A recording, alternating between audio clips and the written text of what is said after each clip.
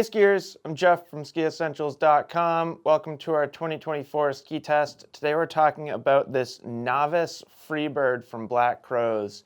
The Navis has actually been out of the Black Crows line for a few years, but this Navis Freebird remains, and I'm quite fond of this ski. I actually think it is the most versatile ski in the entire Freebird category. So the Freebird line, excuse me, from Black Crows is home to their more touring focused skis.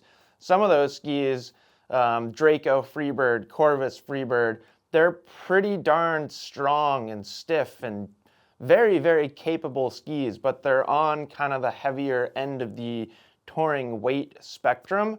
This Navis still retains a lot of that strength and just overall performance.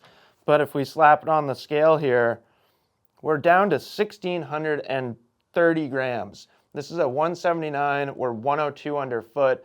If you kind of compared this directly against the Corvus Freebird, obviously that ski is wider, but this is considerably lighter. So we're kind of entering a different world here with downhill performance versus uphill performance, and that's kind of why I feel like this is the most versatile Freebird ski. So construction's actually not much different than that Corvus. We get poplar and paulownia in this ski, and then we get carbon and fiberglass as well as kind of the additive materials in here.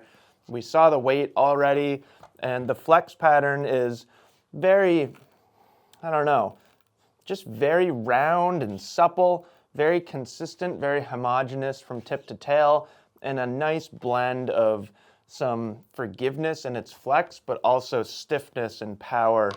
When we look at the shape is actually quite similar to that Corvus Freebird. We're just narrower here. So 102 underfoot, like I mentioned, and then tip rocker is still pretty long, but we don't get very much splay. So that's retaining really good edge contact and a long, effective edge.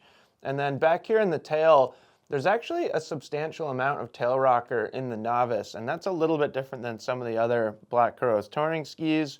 There's a bit of early taper back there too. If I tip this ski up, you can kind of see where it starts to narrow out through the tail.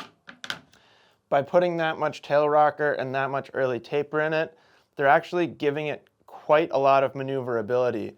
So this ski is awesome because you can lay it on edge at a high edge angle and you get a long, effective edge.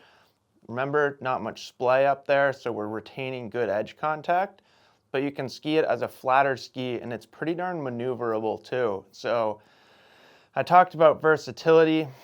That's kind of the theme of this ski, and I think the word versatility for this ski can be used in a couple different ways. It is versatile in its application. So you could put a slew of different bindings on here, you know, everything from like a true super light tech binding all the way up through like a Shift or a Duke PT, and I think that would be perfectly reasonable given your own personal application. So a huge amount of customization there, and then it's also versatile in how you can ski it and where you can ski it. So it is not pigeonholed as a soft snow ski by any means. This thing can handle some hard pack conditions.